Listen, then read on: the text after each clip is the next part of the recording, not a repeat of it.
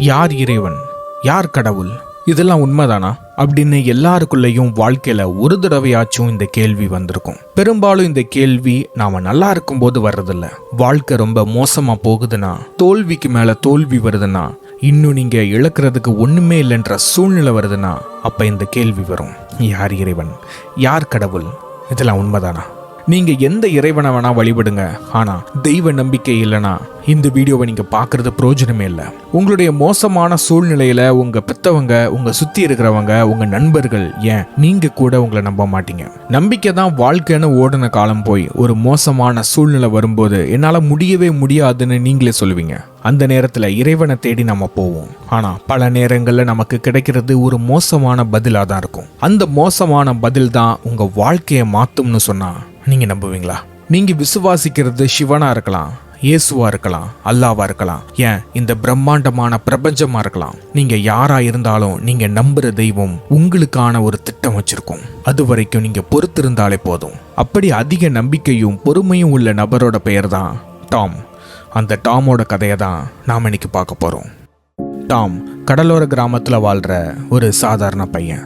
டாமுக்கு கடவுள் நம்பிக்கை ரொம்ப அதிகமாவே உண்டு. அவன் வாழ்க்கையில கிடைச்ச ஒவ்வொரு விஷயமுமே அவன் வேண்டின தெய்வம் கொடுத்தது. அது மட்டும் இல்லாம டாமுக்கு இறை அச்சமும் உண்டு. அதனாலேயே பல பாவங்களை செய்யறதுக்கு எப்பவுமே பயப்படுவான். அதை செய்யவும் மாட்டான். தன்னுடைய குடும்பம் வறுமையில இருந்ததுனால அதை எப்படியாவது சரி செய்யணும்னு யோசிச்சு கப்பல்ல வேலைக்கு போகணும்னு ஆசைப்படுறான். ஏதாவது ஒரு சின்ன வேலை கிடைச்சா கூட என் குடும்பத்தை நான் காப்பாத்திடுவேன்னு யோசிக்கிறான். அப்பதான் அவங்க ஊர்ல கப்பல்ல சமையல் செய்யறதுக்கு ஆட்களை தேடிக்கிட்டு இருந்தாங்க. நல்லா சமையல் செய்யறவங்க மட்டும்தான் வேலைக்கு எடுப்போம்னு ரொம்ப ஆணித்தரமா சொல்றாங்க. அந்த வேலை நமக்கு எப்படியாவது கிடைக்கணும்னு ரொம்ப ஆசைப்படுறான் டாம். ஆனா நம்ம டாமுக்கு அந்த அளவுக்குலாம் சமையல் தெரியாது. ஏதோ அவனால முடிஞ்ச சின்ன சின்ன உணவுப் பொருட்களை செய்ய தெரியும். அதை வச்சு எப்படியாவது வேலைக்கு சேர்ந்துடலாம்னு முயற்சிக்கிறான். அப்படி அந்த வேலைக்காக ஒரு நாள் நிற்கும் போது, உனக்கு நல்லா சமைக்க தெரியுமா அப்படின்னு ஒருத்தர் கேட்க, எனக்கு எல்லா உணவையும் நல்லா சமைக்க தெரியும் அப்படின்னு முதல் முறையா ஒரு பொய்ய சொல்றான். டாமுக்கு அனுபவம் இல்லாததுனால ஒரு சின்ன சமையல்காரனா கப்பல்ல வேலை கிடைக்குது. ஒரு 2 வருஷம் வேலை பார்த்தான்னா அவனுடைய குடும்பம் வறுமையிலிருந்து வெளியே வந்துடும்.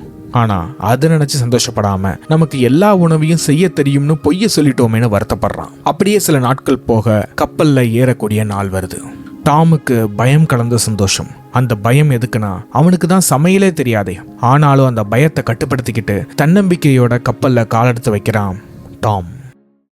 முதல் நாள், இந்த எச்சி பாத்திரங்கள்லாம் இருக்குல்ல, இதெல்லாம் உட்காந்து கழுவு அப்படின்னு ரொம்ப அதிகாரத்தனமா டாம் கிட்ட ஒரு ஷெஃப் சொல்றாரு. அதுக்கு டாம், நான் சமையல் செய்யறதுக்காக தான் வந்தேன், இதெல்லாம் செய்யறதுக்கு வேற ஆட்கள் இல்லையா அப்படின்னு கேட்க அந்த ஷெஃபுக்கு பெரிய கோபம் வந்துடுது. உன்னை சமையல் செய்ய கூப்பிட்டாங்கன்னு நினைச்சியா? எடுத்த உடனே அடுப்புல நிக்க ஆசைப்படக்கூடாது தம்பி. இந்த இடத்துக்கு வர்றதுக்கு 10 வருஷம் நான் கஷ்டப்பட்டிருக்கேன். ஒழுங்கு மரியாதையா சொல்றதை செய் அப்படின்னு சொல்லிட்டு கிளம்புறாரு. டாம் நினைச்சது கப்பல்ல ஏதாவது ஒரு வேலை தான். அதனால அவனுக்கு கிடைச்ச வேலைக்கு கடவுள்கிட்ட நன்றி சொல்லிட்டு வேலையை தொடங்குறான்.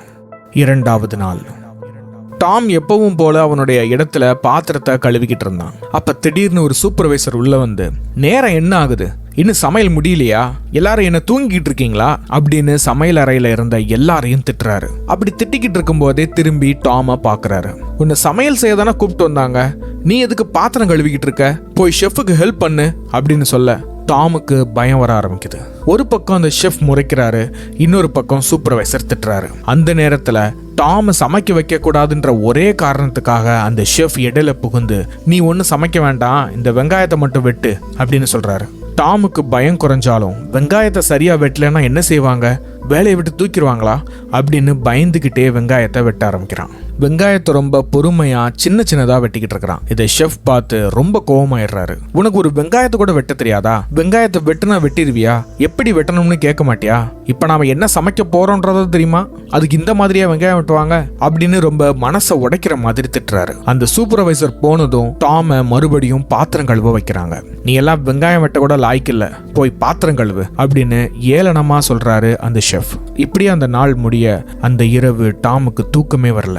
என்னை அவமானப்படுத்தின அந்த ஷெஃப் முன்னாடி நான் கண்டிப்பா பெரிய சமையல்காரனா வருவேன்னு முடிவெடுக்கிறான். அதுக்காக அவன் இறைவன் கிட்ட பிரார்த்திக்கிறான். ஆனா கடவுளுடைய திட்டம் எதுன்னு யாருக்கு தெரியும்? அந்த இரவு அப்படியே பிரார்த்தனையை முடிச்சுட்டு தூங்க ஆரம்பிக்கிறான் டாம். தூங்க ஆரம்பிச்சு கொஞ்ச நேரம் கூட இருக்காது, அப்ப பெரிய அணுகுண்ட போட்ட மாதிரி ஒரு பெரிய சத்தம், எச்சரிக்கை ஒலி எல்லா பக்கத்திலும் எழுப்பப்படுது. டாமுக்கு என்ன நடக்குதுன்னு கொஞ்சம் கூட யூகிக்கவே முடியல. அவனுடைய ரூம்ல இருந்து வெளியே வந்து பார்த்தா எல்லாரும் ஓடிக்கிட்டு இருக்கிறாங்க. ஏதோ ஒரு பெரிய ஆபத்துன்னு மட்டும் டாமுக்கு தெரியுது. கொஞ்ச நேரம் கழிச்சு டாமோட கேள்விக்கு பதிலும் கிடைக்குது. ஒரு பெரிய பனிப்பாறையில கப்பல் மோதி நாம நினைச்சு கூட பார்க்க முடியாத அளவுக்கு தண்ணீர் ரொம்ப வேகமா கப்பலுக்குள்ள ஏறிக்கிட்டு இருக்குதுன்றது டாமுக்கு தெரிய வருது. டாமுக்கு என்ன பண்ணுன்னு தெரியல. அவனுடைய தெய்வத்துக்கிட்ட பிரார்த்திக்கிறான். என் வாழ்க்கையில நான் எந்த விதமான நல்லதையும் பார்த்ததே இல்லை. என்னுடைய குடும்ப வறுமையை போக்குறதுக்காக தான் இந்த கப்பலுக்கே வந்தேன். அதுக்குள்ளேயே என் வாழ்க்கை முடிய போகுதா அப்படின்னு பிரார்த்தனை செய்யறான். அதுவும் மன வருத்தத்தோட. பிரார்த்தனை செஞ்சு முடிக்கும் போது ஒரு பெரிய சத்தத்தோட கப்பல் உடைய ஆரம்பிக்குது. எல்லா மக்களும் கப்பலோட சேர்ந்து தண்ணீர்ல மூழ்குறாங்க. தண்ணீர்ல தத்தளிச்சுக்கிட்டு இருக்கிற டாம் ஒரு பெரிய இரும்பு கதவை பார்க்கறான். அப்படியே கொஞ்சம் நீந்தி போய் அந்த கதவுல ஏறி போய் படுத்துக்கிறான். இப்படியே எத்தனை மணி நேரத்துக்கு நான் இருக்க போறேன்னு தெரியல. என்ன படைச்ச தெய்வத்துக்கு கருணையே இல்லையா? ஆமா, உண்மையிலேயே கடவுள் இருக்கிறாரா? எனக்கு எதுக்கு இது நடக்கணும்னு புலம்புறான். அப்படியே நேரம் ஆக ஆக புலம்பிக்கிட்டே அந்த கதவுல படுத்து தூங்க ஆரம்பிக்கிறான். 3வது நாள் அந்த இரும்பு கதவுக்கு மேல தூங்கிக்கிட்டு இருந்த டாம் முழிச்சு பார்க்கறான். சூரிய வெளிச்சம் அவன் கண்ணை பறிக்கிற அளவுக்கு பிரகாசமா இருந்துச்சு. எழுந்து பார்க்கறான். ஒரு தீவோட கரை ஓரத்துல டாம் ஒதுங்கி இருக்கிறான். இரவு அந்த விபத்துல இருந்து எப்படி தப்பிச்சு வந்தோம்னு கூட அவனுக்கு ஞாபகம் இல்லை. அந்த கடல்ல இருந்து எப்படி தப்பிச்சு வந்தோம்னு ஒரு யோசனையும் டாமுக்கு வரல. நேரம் ஆக ஆக யோசனைகள் அதிகமாகுது. நான் வேண்டின தெய்வம் என்னை கைவிட்டுருச்சுன்னு நினைக்கிறேன். வாழ்க்கையில நான் படுற கஷ்டம் யாருமே படக்கூடாது. இப்படி நான் உயிரோட இருக்கிறதுக்கு செத்து போயிடலாம். ஆனா செத்து போக கூட என்கிட்ட தைரியம் இல்லையே கடவுளே. நீ இப்படி என்னை சோதிக்கிறது தான் உன்னுடைய வேலையா அப்படின்னு தனக்குள்ள புலம்பிக்கிட்டே இருக்கிறான். கொஞ்ச நேரம் கழிச்சு டாமுக்கு பசிக்க ஆரம்பிக்குது. சரி, இந்த தீவுல ஏதாவது இருக்குமான்னு சொல்லி தேட ஆரம்பிக்கிறான். அந்த நாள் அப்படியே முடியுது. 4வது நாள் காலையில இருந்து தேட ஆரம்பிச்ச டாமுக்கு சாப்பிட்றதுக்கு உணவே கிடைக்கல. மதியம் ஆகுது, எதுவுமே கிடைக்கல. அப்புறம் ரொம்ப கஷ்டப்பட்டு தேடி ஒரு பழத்தை பறிச்சு அதை சாப்பிட போகும்போது திடீர்னு ஒரு சத்தம். ஏ டாம், நீ எப்படி இங்க வந்த அப்படின்னு ஒரு சத்தம். திரும்பி பார்த்தா அந்த கப்பல்ல டாம் அசிங்கப்படுத்தின ஷெஃப். டாம் அதிர்ச்சியில இருக்கிறான். நீங்க எப்படி இங்க வந்தீங்க அப்படின்னு கேட்கறதுக்குள்ளேயே டாம் கையில இருந்த பழத்தை பிடுங்கி அந்த ஷெஃப் சாப்பிட ஆரம்பிக்கிறாரு. டாம் பசியில கத்துறான். அதுக்கு ஷெஃப், கத்தாம இருந்தேன்னா பாதி கொடுப்பேன், இல்லைன்னா உன்னைய இங்கேயே புதைச்சிருவேன் அப்படின்னு சொல்றாரு. சரின்னு சொல்லி டாம் அமைதியாகிறான். இப்ப ஷெஃப்பை பார்த்து டாம் கேட்கறான், நாம இங்க இருந்து எப்படி தப்பிக்க போறோம்? உங்ககிட்ட ஏதாவது ஐடியா இருக்கா அப்படின்னு கேட்க, ஐடியா இருக்கு, ஆனா அதுக்கு 2 மாசத்துக்கு மேல ஆகும் அப்படின்னு சொல்றாரு. அப்படியா? அப்ப நம்மளால இந்த இடத்துல இருந்து தப்பிக்க முடியுமா? அதுக்கு என்ன யோசனை வச்சிருக்கீங்க? நாம இந்த இடத்துல இருந்து கண்டிப்பா தப்பிச்சே ஆகணும், சீக்கிரம் சொல்லுங்க அப்படின்னு டாம் கேட்கறான். அவசரப்படாத கண்ணா, இங்க பல மரங்களும் மரக்கட்டைகளும் இருக்கு. இந்த கட்டைகளை வச்சு என்னால ஒரு படகை செய்ய முடியும். அந்த படகை வச்சு நம்மளால இங்க இருந்து தப்பிக்க முடியும் அப்படின்னு ஷெஃப் சொல்றாரு. ஆனா அந்த சின்ன படகுல எப்படி நாம நம்ம ஊருக்கு போவோம் அப்படின்னு டாம் கேட்க, பரவாயில்ல, உனக்கு கொஞ்சம் அறிவு இருக்குதான் செய்யுது. எனக்கு தெரிஞ்சு இங்க பக்கத்துல ஒரு தீவு இருக்குது. அந்த தீவுல மக்களும் இருக்கிறாங்க. அங்க போனா நமக்கு உதவி கிடைக்கலாம். ஆனா அதோட சரியான இடம் எனக்கு தெரியாது. அதுக்காக நீ ஒன்று கவலைப்பட வேண்டாம். கண்டிப்பா ஒரு படகை செய்யறோம், அந்த தீவுக்கு போறோம் அப்படின்னு சொல்றாரு. சரி, இந்த படகை உங்களுக்கு செய்ய தெரியுமா அப்படின்னு டாம் கேட்குறான். எங்கள் அப்பா ஒரு தச்சர். எங்கள் குடும்பத்தில் குலத்தொழிலே மீன் படகு செய்கிறது தான். எனக்கு எங்கள் ஊரும் பிடிக்காது, எங்கள் தொழிலும் பிடிக்காது. ஆனால் எனக்கு பிடிக்காம இருந்தாலும் எங்கள் அப்பா வலுக்கட்டாயமாக இந்த தொழிலை கற்றுக்கணும்னு சொல்லி என்னை உயிரெடுப்பார். ஆனால் அதுதான் இன்னைக்கு என்னைய உயிரை காப்பாற்ற போகுது நினச்சா கடவுளே வேடிக்கையாக இருக்குது. மேலேருந்து அவர் என்னை பார்த்து நக்கலாக சிரிச்சிட்டு இருப்பார் அப்படின்னு ஷெஃப் சொல்ல, யார் கடவுளா? இல்லை, எங்கள் அப்பா அப்படின்னு சொல்கிறாரு. மன்னிச்சிருங்க, கேட்கக்கூடாத எதையும் கேட்டனா அப்படின்னு டாம் கேட்குறான். சாச்சா, இந்த சென்டிமெண்ட்லாம் எனக்கு செட் ஆகாது. நீ கேட்டியன்னு தான் சொன்னேன். சரி, அதெல்லாம் இருக்கட்டும். நாம இந்த படகு செய்யறதுக்கு கிட்டத்தட்ட 2 மாசம் ஆகும். அதுக்கு தேவையான பொருட்களை நாம தேடணும். அந்த படகு குறைஞ்சது 50 to 100 கிலோமீட்டர் தூரம் வரைக்கும் பயணம் செய்யக்கூடியதா இருக்கணும். தண்ணீர் வராத அளவுக்கு வலிமையாகவும் இருக்கணும். அதனால நல்ல படகை செய்ய எப்படினாலும் 2 மாசம் ஆகும். இது தீவுன்றதுனால எந்த மாதிரி விலங்குகள், எந்த மாதிரி பூச்சிகள் இருக்கும்னு நமக்கு தெரியாது. அதனால கடல் ஓரத்திலேயே ஒரு சின்ன குடிசையை முதல்ல கட்டுவோம். இதுல உன்னோட வேலை என்னன்னா, தினமும் எனக்கு உணவு எடுத்துட்டு வர்றதுதான். தினமும் உணவு எடுத்துட்டு வந்ததுக்கு அப்புறம் படகை செய்யக்கூடிய வேலைகளையும் நீ பங்கெடுத்துக்கணும், சரியா அப்படின்னு ஷெஃப் கேட்குறாரு. கண்டிப்பா பண்றேன் ஷெஃப் அப்படின்னு டாம் சொல்றான். சில நாட்கள் கழித்து ஷெஃப் படகை செய்யக்கூடிய பொருட்களை தேடுறாங்க. டாம் உணவு தேடி பயணிக்கிறான். குடும்பத்துல இருக்கிற வறுமையை போக்கக்கூடிய எண்ணம் போய் நாளைக்கு உயிரோட இருப்போமா, இந்த தீவுல இருந்து தப்பிப்போமான்ற எண்ணம் தான் டாமுக்கு வருது. தினமும் வேலை செஞ்சு ஒவ்வொரு நாளும் தூங்கும் போதும், எனக்கு எதுக்கு இறைவா இந்த கஷ்டத்தை கொடுத்த? அப்படின்னு சொல்லி தான் புலம்பிக்கிட்டே தூங்குவான். ஒவ்வொரு நாளும் பிரார்த்தனை பண்ண நாட்கள் போய் ஒவ்வொரு நாளும் புலம்புறது அதிகமாயிருச்சு.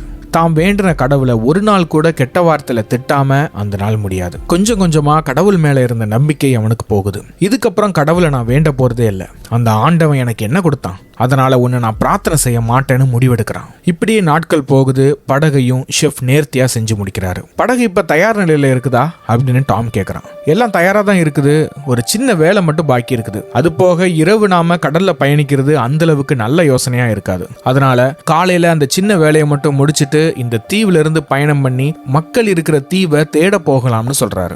டாமுக்கு ஒரே சந்தோஷம். நான் வேண்ட தெய்வத்தை வெறுக்க ஆரம்பிச்சதுக்கு அப்புறம் தான் என் வாழ்க்கையில நல்லதே நடக்க ஆரம்பிக்குது. இனிமே நான் இறைவனை நம்பி இல்ல, என்ன நம்பி மட்டும்தான் நான் இருக்க போறேன் அப்படின்னு ரொம்ப சந்தோஷமா தன்னம்பிக்கையோட அந்த இரவை தூங்க போறான். அடுத்த நாள் காலையில என்னைக்கும் இல்லாம இன்னைக்கு ரொம்ப சந்தோஷமா முழிக்கிறான். தான் தங்கி இருந்த குடிசையில இருந்து எந்திரிச்சு படகை பாக்குறதுக்காக வேகமா ஓடி வரான். வெளியே வந்து பார்த்தா டாமுக்கு ஏமாற்றம் மட்டும்தான் மிஞ்சிச்சு.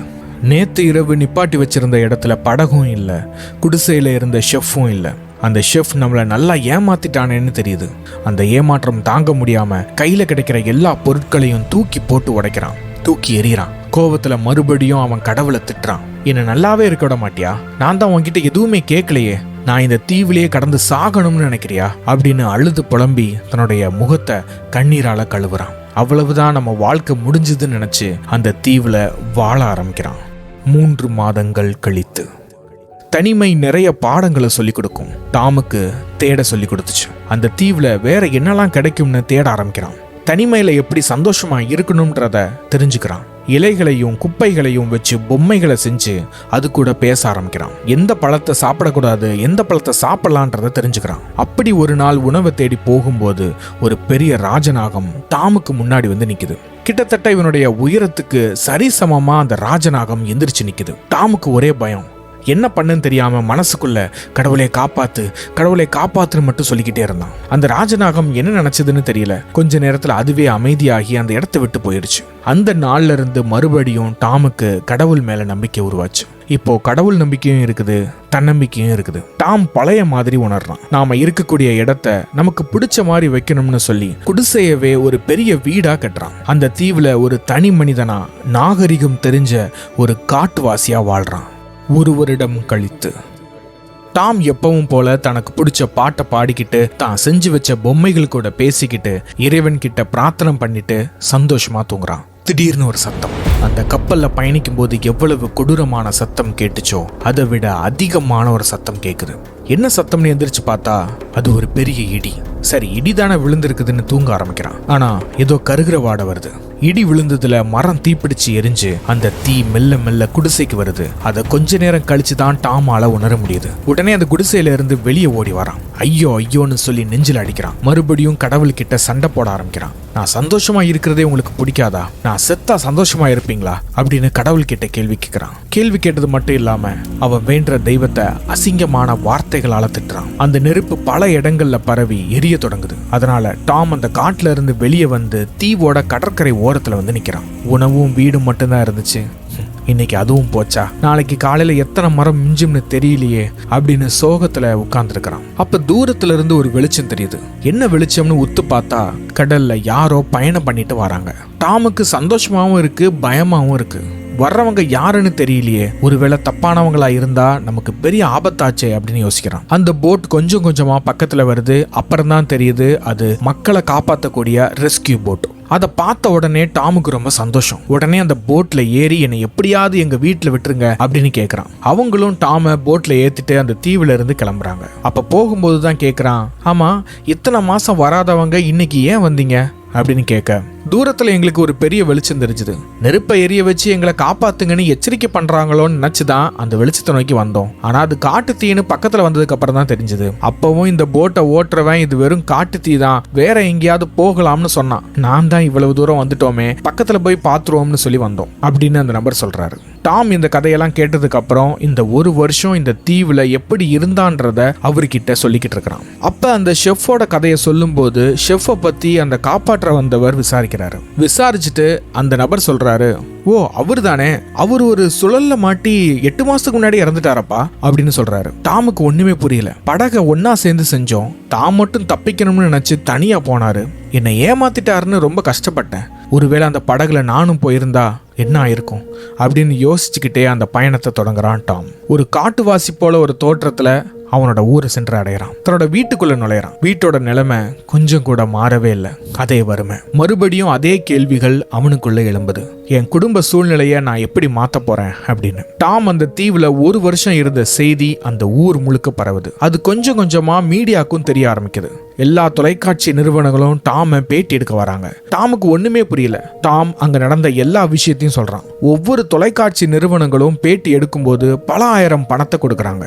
டாம் அந்த தீவுல இருந்து தப்பிச்சு வந்த செய்தி அரசாங்கத்தோட காதுக்கும் போகுது. அந்த தீவுல இருந்து தப்பிச்சு வந்தது அவ்வளவு சாதாரண விஷயம் கிடையாது. ஒரு தனி மனுஷனால ஒரு தனி தீவுல சர்வைவ் பண்ணி ஒரு வருஷம் ஒரு பையன் உயிர் வாழ்ந்திருக்கானா அவனை நாம கண்டிப்பா பாராட்டியே ஆகணும் அப்படின்னு சொல்லி 10 லட்சம் ரூபாய் பணத்தை கொடுக்கறாங்க.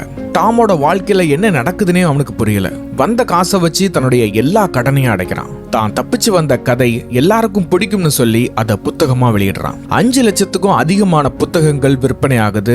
நிறைய பணத்தை சம்பாதிக்கிறான். பல பள்ளிக்கூடங்கள்லயும் கல்லூரிகளிலும் டாம பேச்சாளரா கூப்பிடுறாங்க. இப்படியே நாட்கள் போக போக வறுமையிலிருந்து மீண்ட டாம் தனக்குன்னு ஒரு வீடை கட்டுறான். இப்போ அவங்க ஊர்லயே அவன் தான் பணக்காரன். அப்பதான் டாமுக்கு புரிஞ்சுது, நான் அந்த படகுல ஏறி ஷெஃப் கூட போகிறது என்னோட திட்டமா இருந்துச்சு, ஆனா இறைவனின் திட்டம் வேற. நான் அந்த தீவுல தனிமையில எனக்குன்னு ஒரு குடிசையில சந்தோஷமா வாழ்றது என்னோட திட்டமா இருந்துச்சு, ஆனா தெய்வத்தோட திட்டம் வேற. அந்த கப்பல்ல பணிபுரிஞ்சு என் கடன் எல்லாத்தையும் அடைச்சு நிம்மதியா இருக்கிறது என்னோட திட்டமா இருந்துச்சு, ஆனா கடவுளுடைய திட்டம் வேற.